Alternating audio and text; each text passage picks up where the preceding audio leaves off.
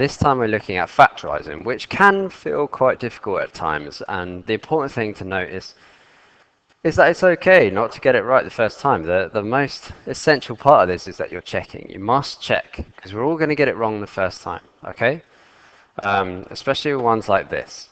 So let's do this first one. What we're trying to do here is look for the highest common multipliers. So this first term has a 16, this has an 8, and this has a 4. So what's the highest common one? Well, 4 has a 4 in it, 8 has a 4 in it, and 16 has a 4 in it. So that's the highest common number between the three of these things. So we need a 4 on the outside. Brilliant. Now let's look at the next term. So x cubed, this is x squared, and this is an x cubed. So the highest thing they all share in common is x squared. Okay, brilliant.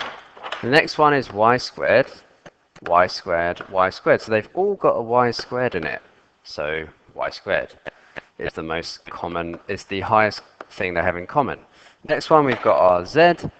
So this is z squared, and this is z. So therefore only z is the thing they all have in common, which is the highest term between them. Then we need to work out what do we need to times this thing by, so when you expand the bracket you get what you started with. So if we have a 4 here and we need a 16, we need to times this by 4. If we have an x squared here and we need an x cubed, we need to times it by x.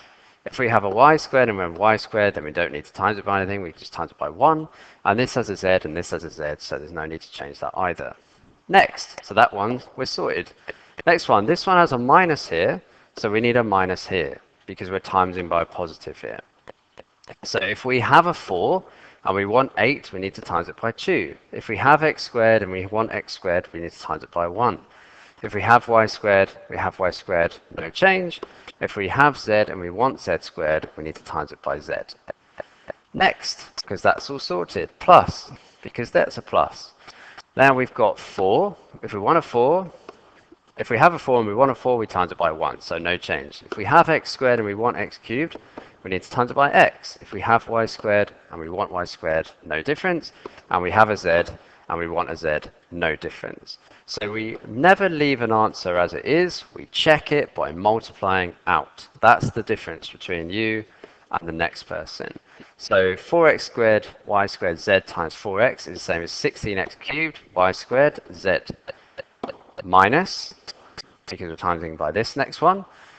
So 4x squared times 2 is 8x squared, y squared, z squared. So at the moment we're happy here, and our last term, plus x times this thing is plus 4x cubed, y squared, z. So we're really happy because everything matches and we know we're correct. Next though is factorizing these kind of things. And you may have loads of different methods you've learned from school, but my point I want to make here is that you must check, because you're just guessing really what's going to work. So this first thing, how do you make x squared? Well, x and x are going to make x squared. That's the only real way I'm going to do that. And then look at the last number. So the last number is minus 4. So what are the factors of minus 4? So that can be 4 and 1, but one of them needs to be minus, right? So minus 4 and 1. Or it could be 2 and minus 2, let's say. We don't know which one it is, but we do know that when we multiply this out, we need to have a minus 3x attached to it. So why don't we start with 4 and 1? And remember, one of them has to be a minus, and one of them has to be a plus. So I'm going to guess that at the moment, because we're always going to check. So when we multiply out, we get x squared minus x plus 4x minus 4. So the x squared and the minus 4 are perfect. But the minus x and the plus 4x create plus 3x. So we're not happy with that, but that's okay. Maybe the plus and the minus are in the wrong place. Why don't we try and move that first? So there's a minus and there's a plus. So we check by expanding again. So we quickly do that. This times x, x squared. X times 1, x. Minus 4x, minus 4. And yay, do we get what we started with? Yes, so we're super happy. So we box our final answer. Let's try the next one. So, like I say, 2 brackets. And what are the common factors of 4x squared? So 2x times 2x would work, or 4x times x, we don't know which. And what's the common factors of minus 3? So minus 3 and 1, is it really? Or 1 and minus 3, we don't know. But that's all we have to work with. So why don't we try 2x and 2x? I don't know why. I'm not, until you're super experienced and you can just see stuff, you just try. But the most important thing is you check at the end, all right? So 2x and 2x, I don't know what it will be. Maybe it will be -3, and maybe it will be +1, I don't know. But it's got to be a combination of that somehow. So we multiply out. So 2x times 2x is 4x squared. 2x times that is +2x, -6x, -3. So it looks quite good here and here, but it's not good here. So we get -4x here. So something's wrong. So just like before, I'm not going to panic. We're just going to change the signs over and experiment and see what happens. Okay? So we'll try again. So this time I just swapped the plus and minus around. So 4x squared, happy with that. -2x, great. +6x, -3. So yes, we do get correct, and here we do get +4x. So we are super happy. We box our final answers. Great. And if it didn't work, well, I'd just try other combinations until it did work, okay? So here, we're looking first at what do we have common in every term. Because here we didn't have anything in common with every term, so we just had to split it into two big brackets. But when we have, and like in example A, we had things in common. So we first look at it and go, do we have anything in common here? Well, yes, this has an x, this has an x squared, this has an x cubed. So x is the same. But the numbers are not. This doesn't have a 3, 5, or 2.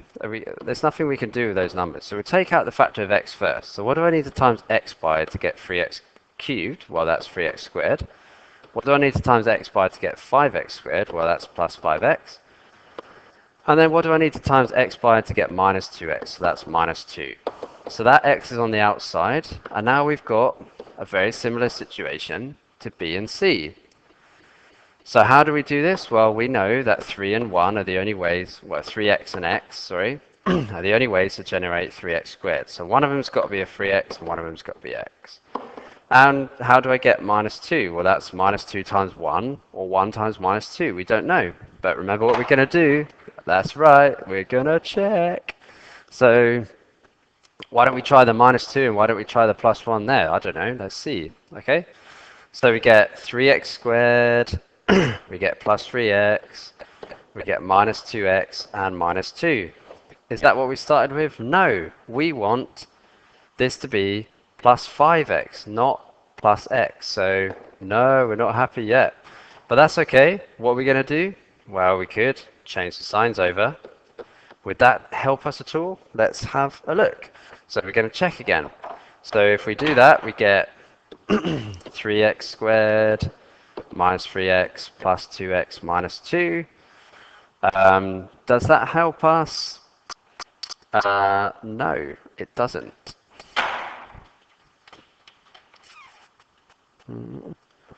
So again, we're not going to panic, but we know that we're wrong.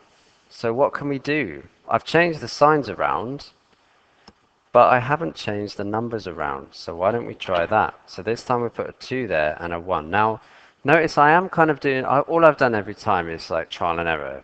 But I can use my brain a bit and go like, well, I do need to generate a big number. I do need to generate a 5. And 3 times 2 does make 6. So that's quite a good like indicator. But have I got the signs right? Well, 3x times -2 is going to give me -6x. But I want plus 5x. So it's likely that this is a plus and that this is a minus. So all the way through the video I was like, well, try this, try this, try this, but let's try educated attempts on doing it. So like good guesses, in other words. So let's check again. So 3x times x is 3x squared, 3x times +2 is 6x, minus x, and -2, and yay, we're super happy, so we can cross that out. So box your final answer, and we're all done. So if in doubt, guess. Otherwise, guess well. Pick the right, pick an educated guess that will at least lean towards the answer you're trying to get to. Okay, end of video. Yeah.